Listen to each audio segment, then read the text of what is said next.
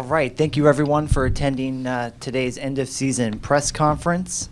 I'd like to welcome those watching on NBC Sports Bay Area, NBCSportsBayArea.com, and also those watching on SFGiants.com. Joining us for the press conference today is Giants President and CEO Larry Baer, Giants Executive Vice President of Baseball Operations Brian Sabean, Giants Senior Vice President and General Manager Bobby Evans, and Giants Manager Bruce Bochy. Just a reminder, for those of you that do have a question, please raise your hand and we will get you one of the wireless microphones. So we will just open it up to questions.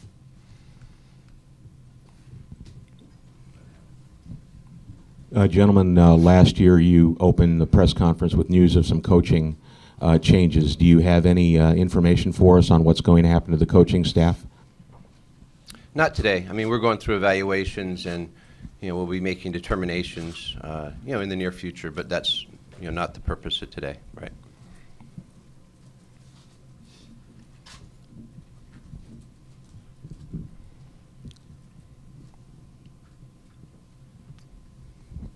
I know the draft's a long way away, but obviously you guys have some needs. But when it comes to the draft and guys that you're looking at maybe coming up 3 or 4 years down the road, do you look for the best player, or do you look for needs that you have right now? Well, when you're picking as high as we are, you have the ability to look at high ceiling and guys that are more immediate helps to the club. But we have to see the strengths of the draft, which we've already started getting a pretty good idea of where guys line up. But it's way too early to tell at this point. Sometimes guys are there that could help you much faster, and that can be very attractive, especially if they're you're picking as high as we are. You might have the best of both worlds in the sense of high ceiling and quick turnaround. At the same time, it's just too early to say.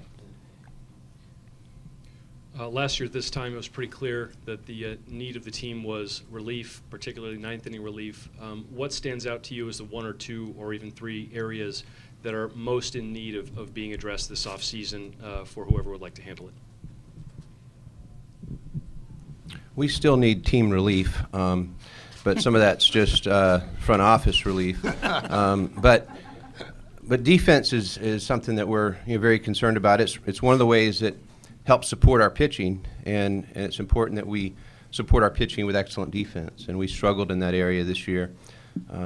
We've seen the trends of the game as it's moved towards more and more power, so we've got to do everything we can to fight against that from our pitching staff. And albeit our pitching overall gave up the 3rd least number of home runs, it still felt like we gave up way too many, and we've got to find a way to counteract the power that is in the game so that we provide our own power.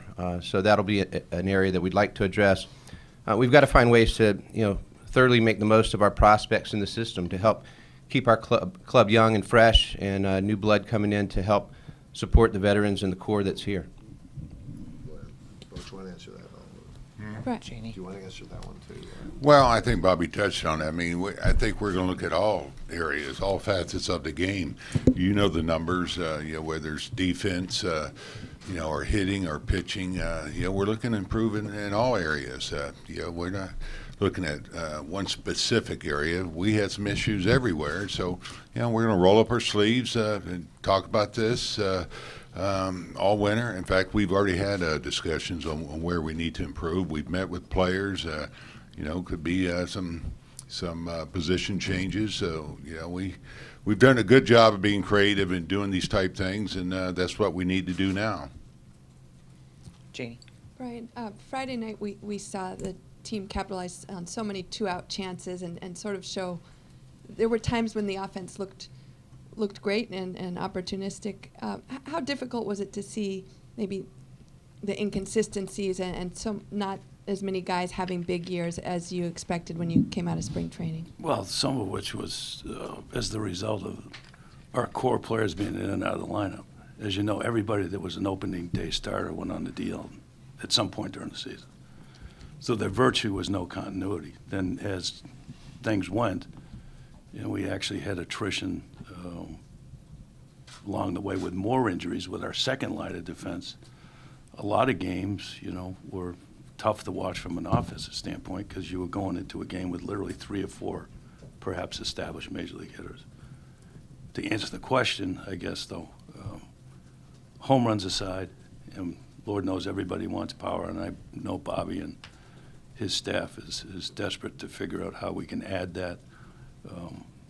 There's a huge emphasis put on past and present timely hitting. That's how we've done things here. So we'll see how that evolves. With the Lancet, I mean, that's another tough break that you dealt with. Well, not only that, but you lost your number 1 starter, your number 2 starter, and the closer. So it became a recipe for disaster from the pitching standpoint. Some teams, when the season is over and they have a record like you guys have, you know, some words like reconstruction, remodeling, overhaul comes to mind to those teams. Sometimes they think, well, this is like a 3-4 years thing. Do you believe that you have the nucleus to be a competitor next year and then you just need to put in some pieces in there? Or you believe that you really need to move a lot of pieces? Yeah, we want to strengthen our core. I mean, we're coming off 3 consecutive winning seasons, including a World Series back in 14, 15, and 16. 16 being a playoff team. So, we believe we have the core to build around. But we also feel that there's needs that have to get addressed, and so we can't come back next season with the same roster and expect different results. We've got to provide more. We've got an infusion of talent and infusion of production that will help get us back to where we need to be in terms of competing in our division and playing better baseball. How do you add power? How do you catch up with other teams in the power game? We've seen the prospects, maybe they're not the answer. The current group last in the majors in home runs. Is it free agency? Is it trades? Is it both? It may be more at bats for Bumgarner, but we'll explore internally. I mean, some guys that maybe aren't ready defensively, but could come up and provide power. But we don't want to get too far away from our game. I mean, ultimately we're a pitching and defense team, and so if we compromise too much in the area of power and give up too much defensively, that can hurt us as much as the benefit of adding the power. So it's always a balance. But some of that'll be opportunities in trade. Some of it'll be the approach at the plate. Some of it'll be using our system. And again, I think as Boch mentioned, just being creative. So free agency might not be the answer? Free agency could be part of the answer, but it's not necessarily the core answer, no. Henry. A couple of things. I think, Bobby, you said it plural about some position changes. Bruce has already addressed the fact that Span might be playing left field next year. Now, first of all, are there others that haven't been talked about yet? No. Now, Henry, we did talk to all the players before they left, and we are going to see how this winter plays out. And as we go into spring training, we'll have a better idea where we're at and what we need to do. And really, you're talking about position changes. Yeah, you're talking about the outfield more than anywhere. And and Denard's all in on playing left field now. As we go into the off season, we don't know what's going to happen. Could be something in left field. Now, I thought Denard's center field play really picked up. The last month or so, and he took it upon himself to make himself a better center fielder, and so you're going to keep your options open is my answer. And but as far as like a Hunter Pence, it could be a right fielder. He could be one. So anyway, you want to keep your flexibility. Now you're not going to do a lot in the infield, so they're going to be at their positions. And the second question is. Where do you guys stand on third base? I mean, Pablo had a great, I would say, last 2 weeks of the season, but in terms of decision-making for whether you need to address third base via trade, free agency, versus maybe going with Pablo and, hoping Arroyo is on the come. I don't know who wants to address that, but what's your thinking on that at the moment? Well, we have to see what the opportunities are, whether that's trade or free agency or or internal options. I mean, Ryder Jones, Christian Arroyo, Pablo Sandoval are all internal options. But we need to look externally as well and be creative. And so I think it's hard to answer right now, but I think that we'll be open-minded to try to be as strong there as we can. And yeah, we're pleased with the options that we have, but we also want to look beyond that. Larry, what's your feeling about attendance? I mean, it dropped a little bit, but you still drew 3.3 million. There's no evidence that people are giving up. There's a little bit of a drop-off. Is there any concern there at all? Yeah, you know, look, you're always, you have a 90-plus loss season, it's obviously you got to go hard, but the goodwill in the bank, and we don't take it for granted, is really, you know, we were kind of blown away by the fan response. You know, every game 39, 40,000 still, and the early signs just going out to season ticket holders have been very positive. I mean, the kind of the response is, hey, look, we get it. You know, you're going to have occasionally you have these kinds of years. We're with you. We know that these folks are the ones that brought us 3 World Series championships, as well as many of the players that are going to come back in 2018. And so I'd say there's you know, pretty massive goodwill in the bank. We don't take it for granted, and we're working really hard, but we think we're going to be fine attendance-wise, and therefore revenue will be fine. Though it's probably too early to tell, what can you realistically expect from Chris Shaw next year or next spring? Well, the nice thing is we'll get to see him in the Arizona Fall League, which, again, you're seeing premier pitching against you know, premier hitters in that league, and it's hard because they've had a month away from baseball. Now they're coming back into it, and so you sometimes see guys, you know, pace themselves. And yeah, I think Chris Shaw's hungry. You know, he did play outfield in college. We think that's probably the biggest thing that separates him from being ready, you know, to make a major league debut. That said, though, you know, he's made strides and progress, and he'll have the benefit of Cody Ross, you know, working with him throughout the Arizona Fall League, along with Steven Duger, who will be in center field in the Fall League as well. But those at-bats are important, and there's no pressure that he has to come in and make this club, but when he forces the issue, I think we'll benefit from that, and whether that's opening day or whether that's in May or June. Brian, how would you assess the overall strength of your farm system right now, and do you feel you have the pieces there that would allow you to swing a trade for a top-tier established major leaguer if that were your plan? Well, I'll answer the latter part first, because Bobby, in the meetings we had in and around the trade deadline, I think we took as deep a dive into everybody's farm systems. And also the first thing you do is you look at your own. I think most farm systems like ours are a work in progress.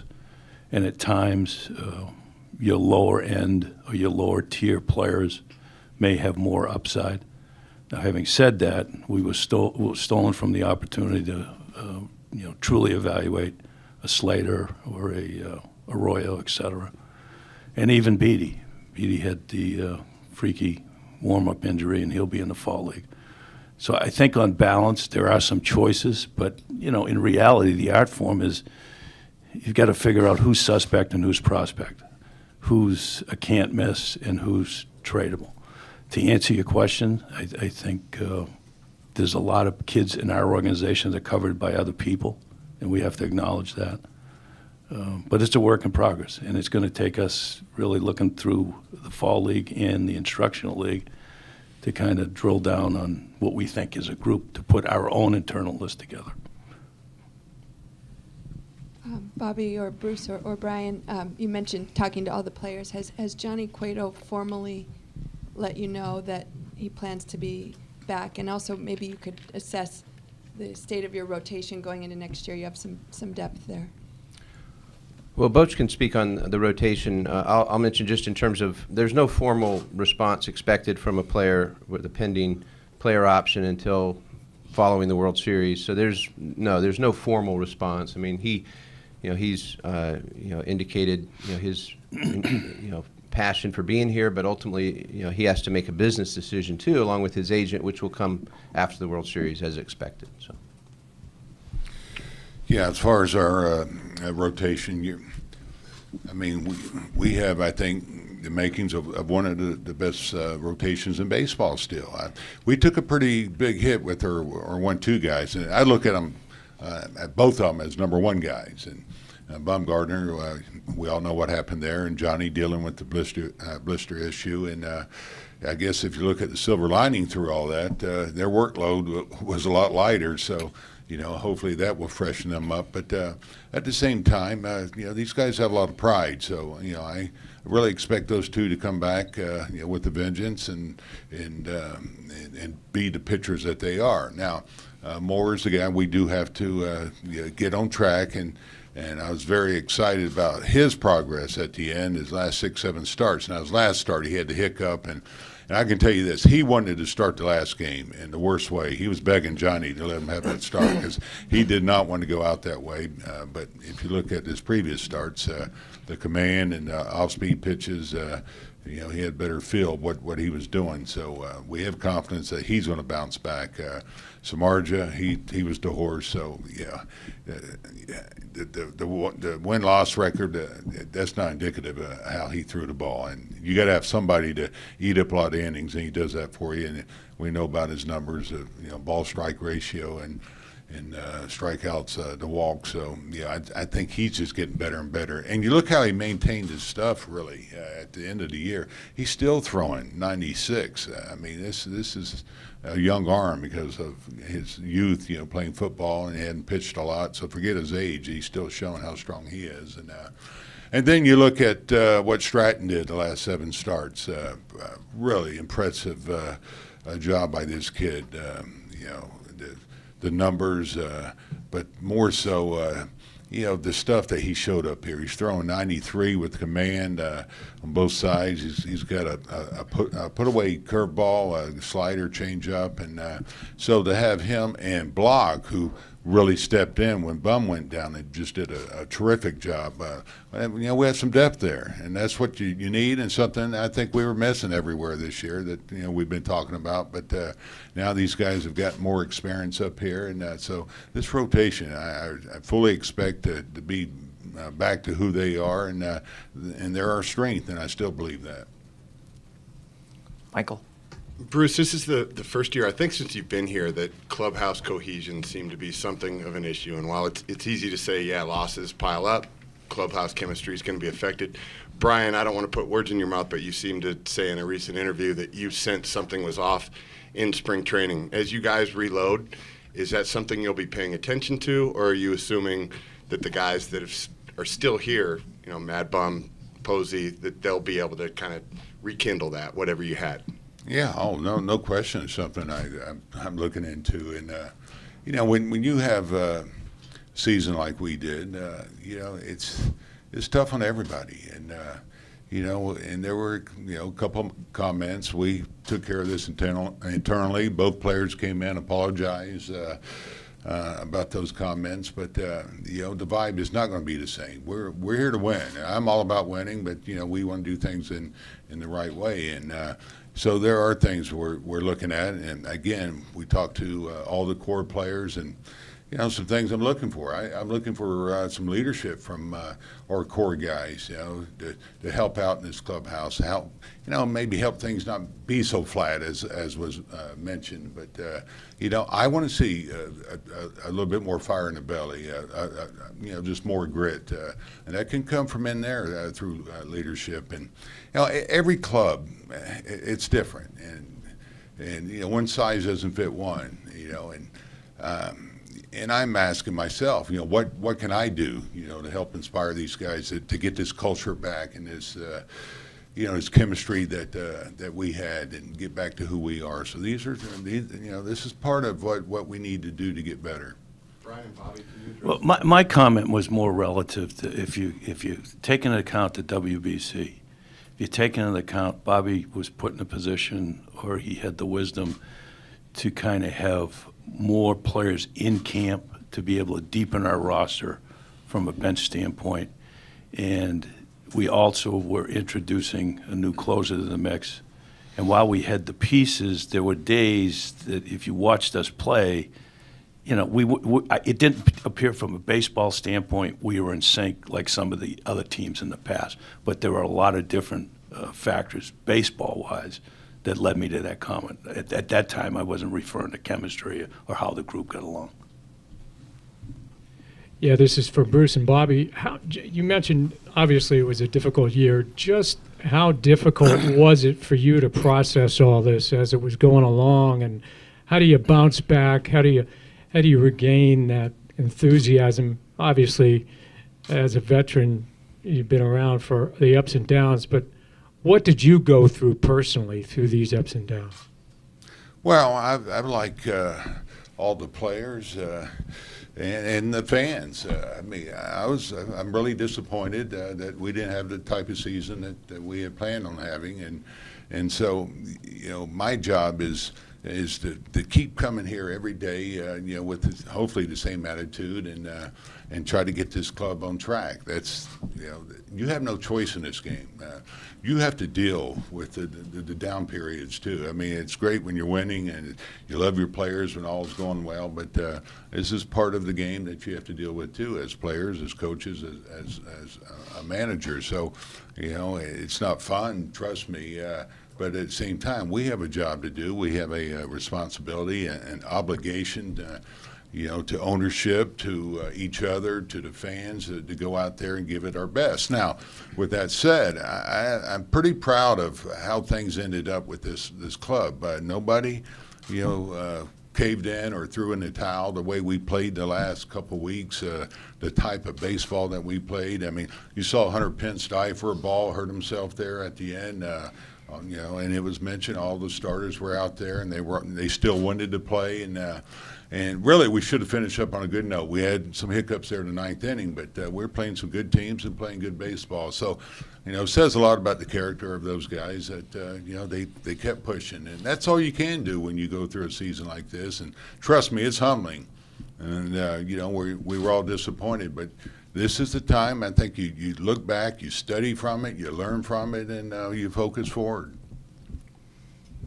Bobby, things can change so fast in a year. I mean, you got the Twins playing tonight. They lost 103 games last year. But you have 3 teams in your own division that you're looking up, and they're all playing right now. How much does that add to the immediacy of making some big changes?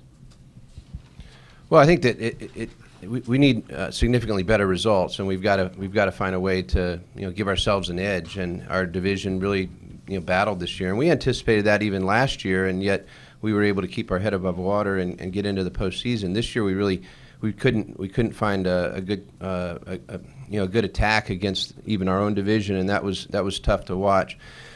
But again, making the next right move and the next right move, one move at a time, and trying to put ourselves in a position where whatever we can do this off season and to start next year, really on the right foot. But you can't do move for move against your division or against other teams in the National League. You're just trying to find ways within your own roster, within your own approach, to get better. And it's really one thing at a time, and it's not all one off season, but it's gonna be our focus this winter to try to get ourselves into a position where we should be playing much better baseball and giving ourselves a chance against a very strong division. They've done a lot of things right this year, and we've got to find ways to compete with them. Just to add to that, from afar, one of the things you realize, we had a last place season. That can happen in sports. Just like you have a lost year in life, but we're not last place people, and we're not a last place organization. We're the furthest thing from that. We know that the Dodgers are about year to year, and quite frankly, as you're pointing out, while Colorado and Arizona were on the rise, they too were in a precarious situation last year. So to the questions earlier, this isn't a blow it up, this isn't a rebuild. We hope it's a reset. Now what it's going to take and how that plays out to go from where we finished to being competitive to a playoff team, that's incumbent upon all of us to figure out. And that's been going on for months. The autopsy's been going on for months. I don't know how much more we can tolerate knowing that the patient got sick and why it got sick, and fortunately it didn't die. I would add to that, Brian mentions the DNA, and I think that's important. I mean, that is who we are, is that we are, we're an organization that gets very focused. We've had, in the 25 years, this ownership group, and these guys have been, Brian and Bobby, been here the whole time. Boach has been about almost half the time now. We've had 90 lost seasons before. We had in 08, bounced back in 09, going back to 96, 97 when Brian took over as GM. And I mean, there's a lot of focus, three of them and their staffs, on repeating that reversal, the turnaround, which 08 to 09 there was a turnaround, in 96 to 97 there was a turnaround when we've been there before. On payroll, what did you guys end up this year with? What's kind of the range for next year, and how does that affect what you do on the free agent market? Well, I think that what affects us more in the free agent market are our multi-year commitments that currently exist, and also how free agent market tends to be older players, and in many ways this game's getting younger. So we've really got to balance, trying to make sure our roster's getting younger, but yet we want to get it stronger. And from a payroll perspective, and we finished into the CBT this year, and that's third year in a row in the CBT, and we're going to be right up against it next year, and our goal is to not focus so much on payroll, but trying to make the most out of the support we get from ownership, and at the same time strengthen our roster in many different ways. And again, free agent market, albeit the most expensive way to improve your roster, it's not always the most strategic, especially as the game's getting younger and younger. Bobby, as Larry mentioned, you've been around forever, but you're still relatively new in the big chair. What have you learned, if anything, this year about yourself, about the job, and do you plan to change anything at all? And Brian, I'd like you to kind of mention anything you may have observed about Bobby's growth. I mean, it's a team effort, and it takes an entire army, to put together rosters and to have success. And I really leaned tremendously on my staff in the front office. I think that they did a tremendous job from soup to nuts, just in terms of helping us, focus on figuring out what's wrong and what needs to be corrected. My dependence upon Brian and Larry and Boach. I mean, just the team effort. I mean, not letting the struggles divide us, help keep us focused on what's at hand for the day, but also together looking ahead as to how we can fix this and get it right. And again, I give a lot of credit to our scouts in the field, our player development staff. I mean, again, it's discouraging for all of us to see the struggles, and we wear it, every day in every conversation, every restaurant you visit. But at the end of the day, staying, focused on what, not so much on the struggles, but focused on what's ahead and how to get it right. The team effort really has been impressive to me, and been really something that's kept me upbeat despite the tough season and the tough year. Specific to this year, and Bobby in his various responsibilities before he became GM, you all of us in the front office get in the mode. It's year round. You're an on-call doctor. Your best laid plans are really only just that, and that the art form and how you perform on a day-to-day basis, and in his case, what he does with Boach and the roster at hand is constantly crisis management. And that changes every day, because the 25-man and the 40-man roster is a living organism. It's like a person that you have to attend to every day. And I think the most admirable thing I can say is, along the way through one of the toughest experiences we've had in our lives baseball-wise, he's kept his personality, he's kept his way of how he conducts business, and he was unflappable. You couldn't see any cracks in the arm, at least publicly, and I don't think he showed that to anybody in the clubhouse. And that's important, because under circumstances like this, your true self should shine, and I think Bobby did that above and beyond, to be honest with you. Larry, getting back to the payroll, you've been in the above the luxury tax threshold 3 straight years, meaning 50 cents on the dollar you had to pay this past year. That may or may not have been the reason you didn't get a left fielder. But looking forward, I mean, you have Kane and maybe others off the books. You have built-in raises with Belt, et cetera. Are you prepared to go into the threshold above it for a 4th straight year, or is the goal to stay underneath? I think as we've shown, we're not afraid of the luxury tax, or the formal name, the CPT. We're not afraid of it. We've been in it 3 years in a row. There are penalties, there are financial penalties, but there's also prospect and player-related penalties sprinkled throughout the new collective bargaining agreement, which affects your ability to sign players. It has to do with player compensation. It has to do with international signing pool. So it's not a goal to be in it, But I think, as we've shown, that for the right opportunity to make the team competitive and to succeed on the field, if we need to be in the CBT, we'll be in the CBT. So it's really going to be a situational evaluation when these guys come to me and say, look, we have this opportunity to sign X or trade for Y, and if that throws us into the CBT, then we'll look at it at the time, and as we've done the last 3 years, we might opt in to the CBT. We'll take 3 more questions. For anybody, you guys had a very successful formula for a decade with homegrown players. The game's always evolving, and everybody'd love to have an Aaron Judge or a Giancarlo Stanton, but the way the game's evolved, has that made you maybe rethink your philosophy a little bit as you look at young players and who you might want to draft? I don't know that it's changed our thinking. I mean, I think that we want to get the best talent in the system into our system and up to our big league club that we can. I think that the evolution of power these last few years, can be disheartening because we haven't shown that same power, and it's affected even the results our pitchers are getting.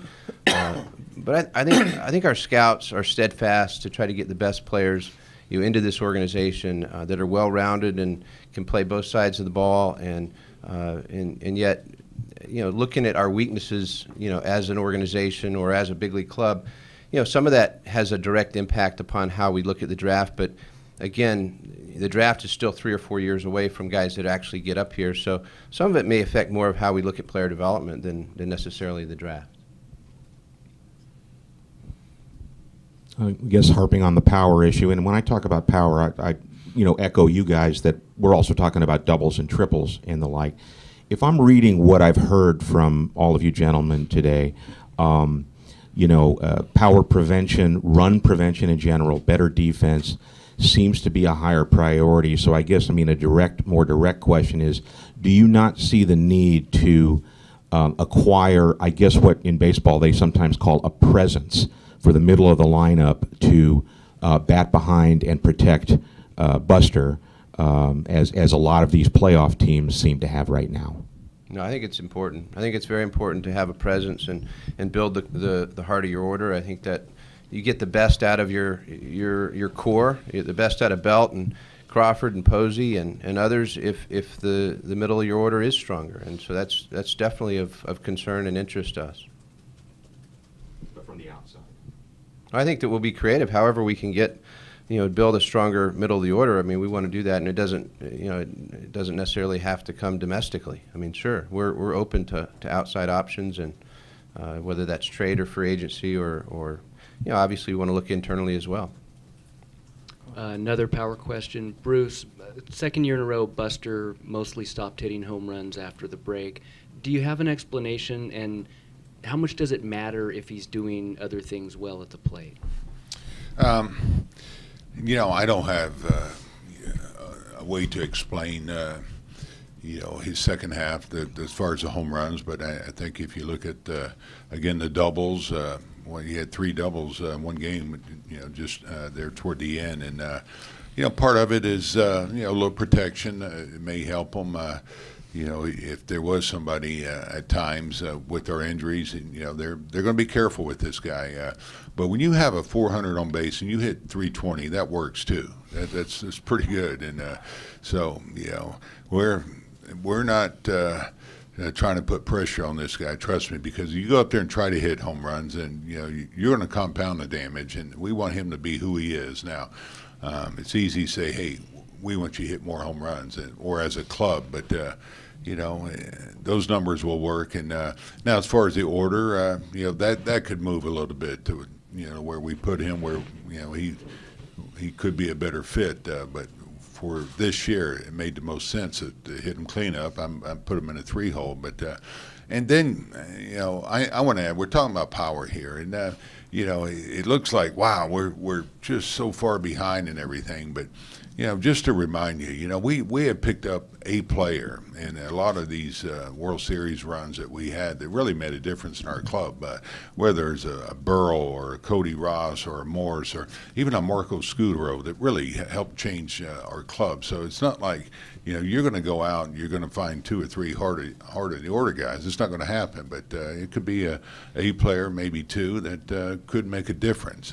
So these are things that we're talking about now. Free agency seems to be about a month away, but listening to everyone today, it seems like you need some new players.